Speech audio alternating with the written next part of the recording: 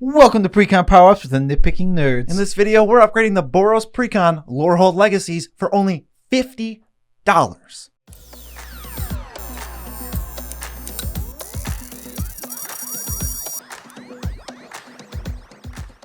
I'm your host, Joe Cherries. I'm your host, Beezy, and that makes us the Nitpicking Nerds, updating Precons every single time they come out. You can check out the Discord, hang out in there, play some Commander games, check out the Patreon, support us monetarily, or just subscribe because we're making daily content. These Precon power-ups are going to be flying off the shelves. Literally 5 in a row. We're doing 5 in a row. There's no doubt about it. We know all the spoilers are coming, so we can do these. Yes. Guess what? The next 4 videos we're doing, the next 4 days from now, are the other 4 Precon power-ups. So this is going to be super exciting. Let's get into what are we doing right now. Lorehold Legacies. That's the Boros school on Strixhaven. It's Lorehold is a fancy word for Boros. Yes. Looking just an overview, this Precon was pretty cool. I love that they gave Boros something to do that wasn't attacks. So let's read the commander and find out what we're doing that's not attacking. Osgir, the Reconstructor. 2 red, white for a legendary giant artificer. He's a 4/4. He has vigilance. Pay 1, sacrifice an artifact. Target creature gets +2/+0 until end of turn. X, tap. Exile an artifact with mana value X from your graveyard. Create 2 tokens that are copies of the exiled card. Activate only as a sorcery. So BZ lied a little bit. There is some attacks here, but we're not focusing on that for this deck. Yeah, they give you the out just in case you're like, a Boros commander that's not attacks, and you would have been pissed off. They gave you the out to give it +2/+0 to creatures. So this deck's game plan: flood the board with artifacts, take advantage of Osgir's abilities to just power up our board state. Yes, so yeah, we're obviously going to be sacrificing artifacts, putting them in the graveyard, bringing them back to the battlefield as 2s. I don't know, they're probably going to have some sweet effects, I'm guessing. How about a win con, though? What's our general plan for that? We're going to assemble a critical mass combo machine and win with a flurry of artifacts. Ooh.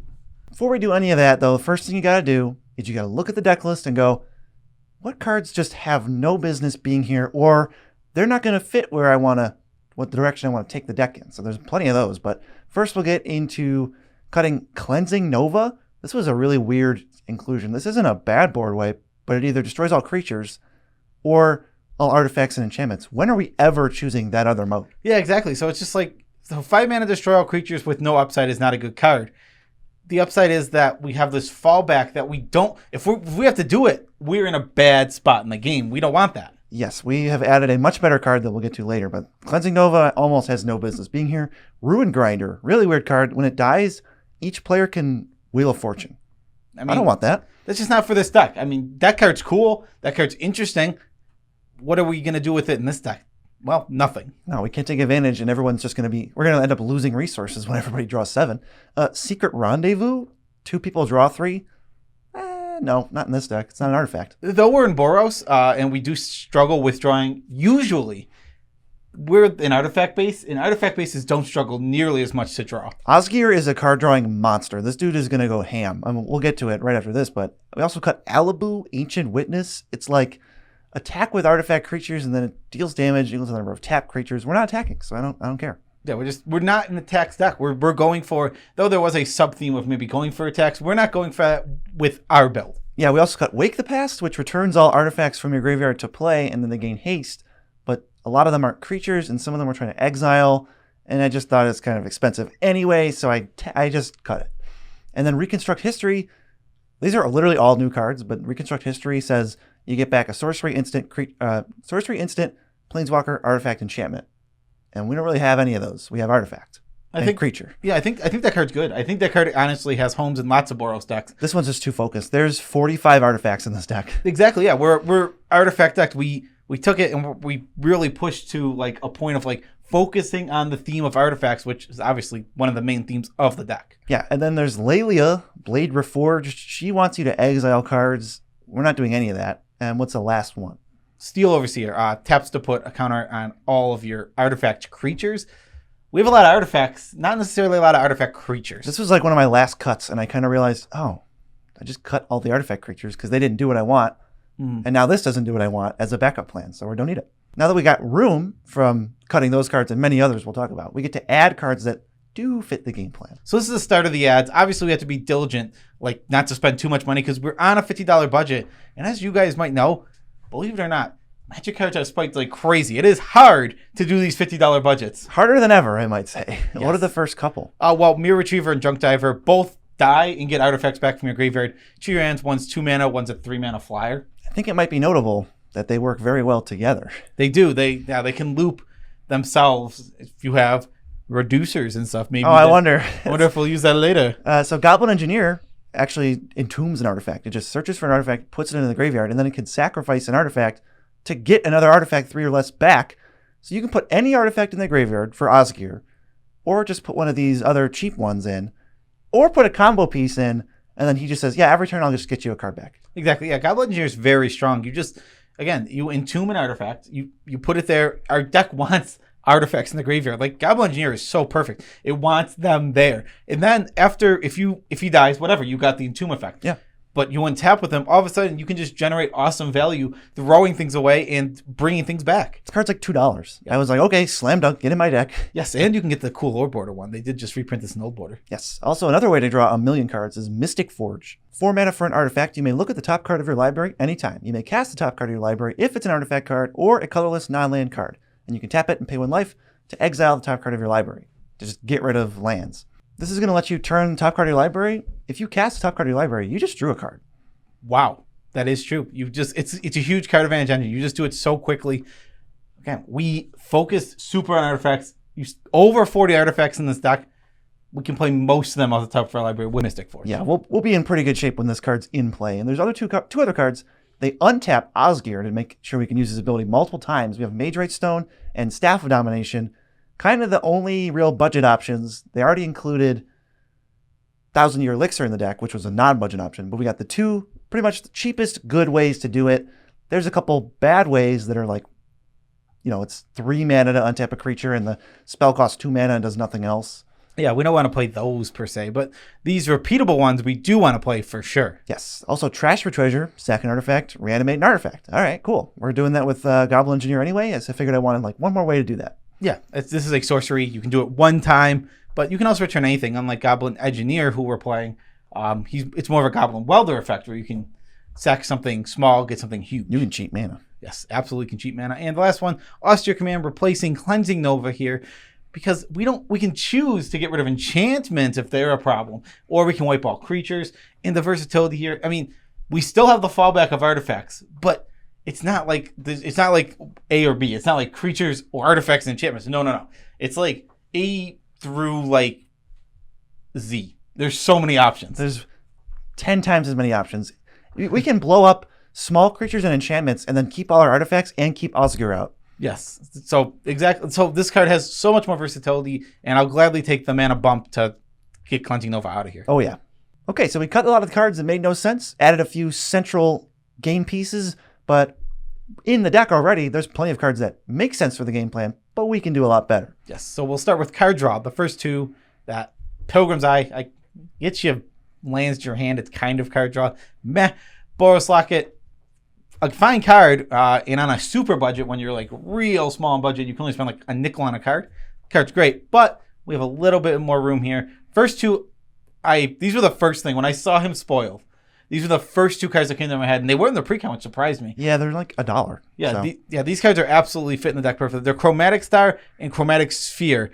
They both are 1 mana artifacts. They come to the battlefield, and then you can pay 1, tap, sacrifice them. You draw a card when they go to the graveyard, and you can filter mana. We're not worried about the filtering so much.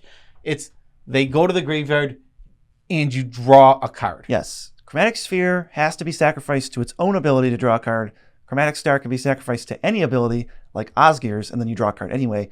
And now there's also just 1, 2, 3, 4 other cards that are basically the exact same thing. Terrarian, Implement of Combustion, Implement of Improvement, and Origin Spellbomb. They go to the graveyard, and they draw you a card. So Osgir says, tap, pay 1 mana, make 2 more of these, and then you just paid, let's see, if you're going to use Origin Spellbomb, you pay 1, 2, 3, 4, 5 mana, and you draw 3 cards. Yes, and that's a great rate, especially in the deck that we're playing. Obviously, it's not concentrate rate, but it's still pretty good. Yes, and it's not as restrictive as concentrate or anything like that. We can pay it over installments. We can keep them out. We don't have to sacrifice anything right away. Yes, we can keep, yeah, exactly. And these artifacts all work toward a greater goal, too. It's not like they're going to do other things. This star isn't just going to be a one-mana artifact that draws a card all the time. No, it can also produce mana in some ways and other things, mana advantage. There's lots of things to do with these. Oh, yeah. And this is going to be like the central way we're going to get card advantage. So there's like these 5, and there's a couple other ways in the deck that we added too.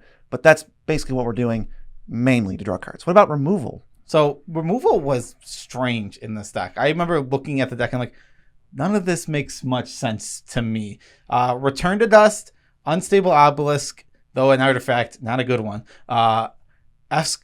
Excavation Technique, Rip Apart, Duplicate, Steel Hellkite, and Darksteel Mutation are the main removal spells that we took out. And a lot of these made like almost no sense. Return to Dust, I think, is a card that doesn't make any deck for me anymore. Maybe, and it's a fine card. I guess in the Precon it's totally reasonable, but there's better cards that exist, so we're just going to cut it. It's such an easy cut. I mean, it's such an easy cut. And every one of these cards is totally fine. Darksteel Mutation is one of the better ones, but we're not playing anything that cares about. There's no synergy. Exactly. Duplicate is actively good, but it kind of just needed to cut one of... There was like 4 cards to do the same thing. I had to cut one. Yeah, I mean, that's completely fair. We can't leave everyone in. So we went to they don't have the like top tier best removal spells in this deck, so we threw those ones in. Like we have Generous Gift, totally great. Wear and Tear, straight up replacement for...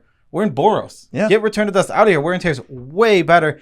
Hellkite Intervention going to wipe away those artifacts. Also, Hellkite Intervention. That card is so good. That card is very good. I love the second mode that's no text until randomly it's a ton of text. And it just saves your life. Yeah, and Spine of Isha, which we're going to do some good things with it. How much better is Spine of Isha than Unstable Obelisk? 25,000 times better. I just would never play Unstable Obelisk. First of all, it's a 3-mana rock, so I'm never really doing that. 7-mana removal spell, never really doing that. Spine of Isha looks like a 7-mana removal spell, but that's not what it is. No. It's going to win us the game later. It's a 7-mana that we can reduce the cost of, that we can use over and over again, that no spoilers. And we can take advantage of. Yeah, we'll take advantage of it in a mysterious, unknown way. Lastly, this is just like big things that I can only assume were the deck's win cons, but it's just not focused enough for a nitpicking nerds precon power-up.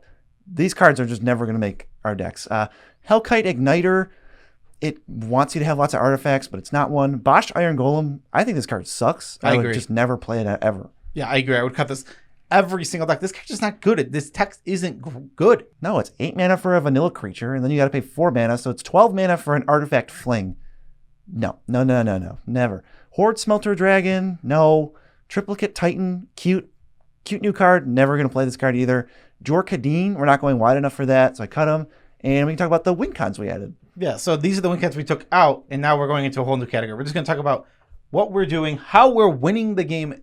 Obviously, the deck could win kind of by itself, but we like much more focused, like nitpicking nerds decks. They have distinctive ways to win. We want to win the game. All right, let's actually say, if this deck goes off, how do we do it? Yes, conclusively, not just attacks. Every deck can win with attacks. We got other ways too. Okay, first way utilizes cost reducers, as I mentioned. We have Foundry Inspector, reduces artifacts by 1.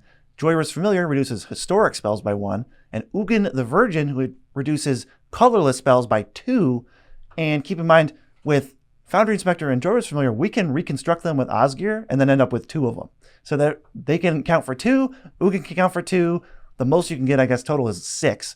And we're going to use Sculpting Steel plus a way to sacrifice artifacts like Slow Bad Goblin Tinkerer, let's say, and then Spine of Ishsa to destroy all permanents we don't control. That's the end result. Yeah, this is a janky win con. It's a lot of moving pieces. You really got to construct it on the board, but it totally is just it is a win con. I mean, there's no doubt about it. If you destroy all permanents, you obviously win the game. Well, all permanents you don't control. Yeah, if it's one-sided. There's not even a word for that. Just destroy all permanents you don't control. You only need to reduce Sculpting Steel to 0. So you need Foundry Inspector and Ugin works, or Reconstructed Inspectors plus Joyrus Familiar. That's 3. That works. So kind of 2 cards in the reducers category, then Sculpting Steel, free artifact sack outlet, and Spine of Ishsa. So it's like a 5-card combo, but it's not like where you have to assemble it every time. It's critical mass. When we get all this stuff together, we win. Yeah, exactly. This isn't the combo we're looking to like consistently do. This is like one of probably like 3 or 4 combos that exist within the deck already, that if you have XY pieces, you can just go off. It doesn't have to be these exact cards. There is other versions of this in the deck. You could, if you take 10 minutes and look through this deck, you can probably find another one quickly. Yeah, especially since these next two cards are very combo-y. But the next combo is Flayer Husk, which is an equipment that has living weapon. So you get a germ for free and attached itself. Grinding Station and Salvaging Station. So here's how it works. You have all three in play. Grinding Station sacrifices Flayer Husk, the equipment. So that goes to the graveyard. Salvaging Station is untapped. We tap it, bring back Flayer Husk, which gives us another token. And then Grinding Station sacrifices Flayer Husk, which untaps Salvaging Station. Then when the Flayer Husk token dies, it untaps Grinding Station. So we have infinite mill. Yes, this is a weird one. So that's infinite mill. But if you had another piece of this, Reckless Fireweaver, which is a uncommon from... Oh, it's a common. It's a common from... Aether Revolt? Kaladesh? Yeah, it's an old common. Infinite damage, because you just have this on the field, and they're just going to keep... The Flare Husk just keeps coming back over and over and over again. This deck doesn't have to go infinite either. You could just assemble cool, amazing combo-ish turns where you don't necessarily go infinite, but Fireweaver deals 20 damage. That's probably enough to kill 1, 2, maybe even everybody else at the table. Or just take them down to a life total where they're in danger, even if they're not dead. Yeah, exactly. And I will shout out one non-budget card that if you have it lying around, it totally goes in this deck because it creates more infinite combos. It's Sensei's Divining Top. Sensei's Divining Top plus Foundry Inspector plus Mystic Forge is draw your whole deck. Yes. Top also has a lot of silly combos with you can activate the top and then sack the top to the graveyard, and you still draw the card. You don't put the top on top, and you can replay if you can get it back from your graveyard. And yeah, Salvaging Station will bring back top. Yeah, exactly. So there's tons of things you can do like that, like silly things. Plus that draws you a card without putting the top on top, so it works pretty well. Yeah, top is extra good in this deck. $60 though. Not $60 good for this. More than the whole deck. Yeah, it is more than our whole budget. So we go from having a $100 deck here to a $160 deck with that card. Yeah. Okay, so we have a backup win con. I want my backup win con to be combat. I do not want my main win condition to be combat. So not in this deck. We sort of have this deck already had these, and I thought it was really cute, so I kept it and I added a couple. It's like sneaky double strike cards that just have or can give double strike that you don't necessarily see coming. But with Osgir, he's not plussing 2 anymore. He's plussing 4 with double strike. Yes, yeah, which can easily make something lethal. Again, he only costs 1. If you start sacrificing things that draw cards and you're doing all this looping and all this, he could sack like 6, 7, 8 artifacts in a turn, and suddenly now you double strike that thing that has plus 16 power. That's 32. You could just one-shot someone out of nowhere potentially with this deck. Yeah, so just in case you thought there wasn't enough ways to win already, we have a backup way in case our plan isn't going well at all. Needle Spires is just a land. It's an enters tapped duel, and if someone goes shields down, doesn't have a blocker, okay, fire it up, sacrifice 3 things, and just, chip in for 3 things. That's 16 damage.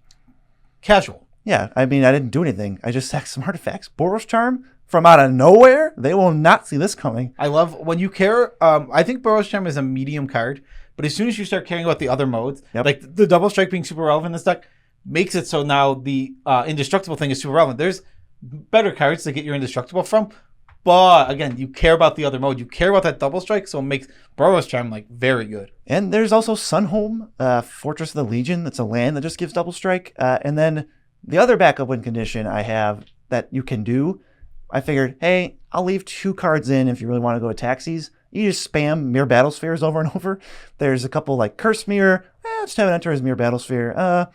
I'll make 2 copies of Mirror Battlesphere from the graveyard. You could spam Mirror Battlesphere and attack for $1 million if you want. Then there's this card, Bronze Guardian, where it just is a star 5 and it has double strike and gives your artifacts protection from spot removal and just will deal $1 million damage if it hits. Yeah, exactly. It's such a random weird card though.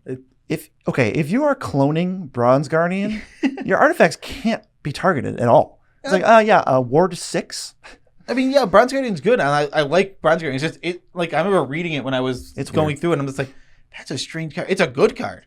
It's just a weird one. Yes. All right. Now, lastly, we got to improve the lands. Just got to cut the mediocre lands and see what kind of value we can squeeze out for a couple bucks. Yes, I think something really important for us. Every single time we do these pre-counts, they don't quite hit home in the lands for us, and that's something we always fix. Yes. So we cut Study Hall, Temple of the False God, don't ever play that card. Forgotten Cave, Secluded Steppe, 6 mountains, and 3 plains. Yes. Study Hall, though one of the coolest named lands, unfortunately bad. We don't need it. It has no synergy. Just not interested. I wish it was good because I would love to put Study Hall in my deck. That would be sweet. And we added Buried Ruin, gets back artifacts. Kneel Spires, can a double strike. Axguard Armory, which is a cool one. There's no auras.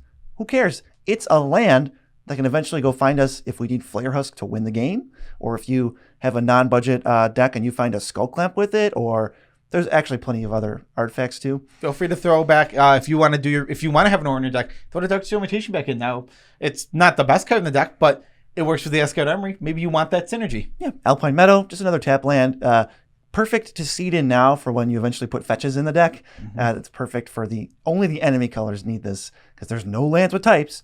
Also, Spire of Industry, it's $1 and it just is a rainbow land. This card's incredibly good. If you're playing any artifact deck, Spire of Industry should be in your deck. I think this is a card that has been slept on for way too long. It's weird to me. I know that not every deck is an artifact deck, but as soon as you're playing a consistent amount of artifact, this card is just a very strong rainbow land. Yeah, people play Glimmer Void, and I don't really like that because that card's awful. It's so risky. I don't think Glimmer Void is good at all. But this is the good version of that. Yes, I do think Spire of Industry is a card that has consistently been slept on, and I think I am always shocked that it's still $1 every time. Yeah, other hot inclusions, Sanctum of Ugin. Now we get to go find, we cast Spinavish, so we just get to go find Mere Battlesphere. All right, I'm in. And then Shrine of the Forsaken Gods, I thought it was also cute. If you got 7 lands, it ramps you, it adds 2, and it just wants you to spend that on colorless spells. We'll be able to do that. Shrine of the Forsaken God is a better version of Temple of the False God. Sure, yeah, it takes longer to get going and do all that stuff, but oh my God. There's no downside. You don't have the downside. It's just a normal land. You can just use it as a normal land. And Bonder's Enclave, well, our commander has more than 4 power, so you can just draw off the commander. Yeah, artifact decks can afford to play more colorless lands. So this is one, especially in Boros, when you can draw 2 or 3 cards, you're going to be happy that you did. Yes, yeah. Bonder's Enclave overperforms in a lot of decks when you don't have a lot of card draw. Okay, the last part of the lands is we try to add as many MDFCs as we can justify. Only 2 of them really fit because we're on a budget and it's an artifact deck. We throw in Kabir Takedown. It's just a removal spell. Probably going to play that in every white budget deck. Yeah, Kabir Takedown, super awesome for that. Kazul's Fury, also a nice one. You can just, again, pump some guy's power up a ton and then just throw it at somebody after attacking with it. Yeah, and then there's Bronze Guardian. It's a star X, or is it X power? Well, if that X is like 20 or something, let's go in. Yeah, and we were super tight on the budget, so we couldn't quite fit in. I would put in Shijiri Step if we could, but we couldn't quite fit it in. Shelter, you mean? Shijiri Shelter. I really like protecting our commander. We want him on the field, and you have to untap with him. So consider it. I mean, it's more than the, what do we have left here? 33 cents. 33 cents. Yeah, it's more than 33 cents, which is what we had left in our budget. Couldn't be 33 cents. I wanted to shout out real quick 2 cards that are not in the deck that you could consider for some other brew. They're also budget. Pull from Eternity. It takes an exile card and puts it back in your graveyard so you can Osgir reconstruct something again. Mm-hmm. And then there's just this super weird card that I guarantee can create infinite loops, but that I couldn't think, I literally just couldn't think that hard. So I just didn't include it. I figured that was for a different deck another time, but it's Mirror of Fate. It's a 5-mana artifact and it taps to sacrifice. Choose up to 7 face-up exiled cards you own. Exile all the cards from your library, then put the chosen cards on top of your library. So you can make a Mirror of Fate, play Mirror of Fate, sack it, make your deck 7 cards, then use Osgir to reconstruct it. So now you have 2, and one of them can get back the one that got exiled. So you always can make Mirror of Fates, but I don't know what to do with that afterwards. I'm sure there is some janky combo to do with that, but yeah, I can't think of anything off the top of my head either. Yeah, let's wrap it up. So the final stats that we're going to go through real quick. Our budget, $50. Total amount spent on this deck, $49.67. That's TCG mid. Yeah, the average converted mana cost originally was 3.85. We brought it way down. We brought it up to 3.05. Well, we brought it down to. Brought it way down to 3.05, and we had 39 changes overall. So you start with this deck, the Lorehold Legacies Precon deck. You add $50, and you get this awesome combo machine. So you take your $40, you buy your commander deck. Cool deck. Take $50 extra, put it together, $90 total about, and you're going to have a totally functional, great deck that can win consistently and do strong things. You're going to be able to compete and win actual Commander games. You spent less than $100. Well, we have a scale. Where would you put this on our scale? It's got such potential. I mean, I might just toss it around a 6. 6? Yeah. So you can get a power level 6, which is above average, obviously. You can just get that for a $90 budget, and that will feel pretty good. Yeah, it's tough to say off the hand. I mean, maybe we'll put it officially into the 6 to 7 range. It could go even faster than I think it would. Also, a cool thing about this one specifically, because now that we've seen Prismari today, it has a strong reprints in it. So spending the $40 isn't going to feel bad. There's 2 $30 cards in this one. Yes, and maybe they'll go down to 20, but they'll still be worth a chunk of change. You'll get your money back. Sell one of them, the stupid... oh, wait, actually, they're both in this deck. They're both good. Yeah, they're both... Yeah, the Hellkite... I was thinking of a different Hellkite, but the Hellkite is another way to win the game. Yeah, Hellkite Tyrant's great. It's a fun card, and it's great in... We can control 20 artifacts. It's great in an artifact. Yeah, especially when we're doubling the ones out of our graveyard. Oh, my God, yes, we can. Yeah, anyway, you get your $40 and 2 cards, and then the rest of it's gravy. And then you pay $50, and you have a totally... a actively good deck. I would say if you took it to a random table... you have good chances. Yeah, you have good chances of competing and staying in the game and not being completely crushed unless you reverse pub stop and you're like, I'm going to go to that CDH table and get crushed. Just to prove the Nitpicking nerds wrong. But that's the video. Yeah, that is the video. Special shout outs to all of our patrons. We have as much as we can without making you uncomfortable. You guys really want tune-ups, and we've got a backlog of tune-ups that we're working on all of them. We're getting them going, but we obviously are very busy with that. When Strixhaven, we get very busy when sets come out. Strixhaven, we got to rank all the commanders. We got to do all these pre-con power-ups. We got to rank the C21 commanders. C21 commanders too. We have to 10 best cards from the set. 10 best cards from the set. There's like 8 videos. There's so many videos when a new set launches because we got to tell you all the cool stuff to get from the set. Yes, and you can also go to the TCGplayer link in the description if you want to maybe pre-order the deck or get the exact list of 50.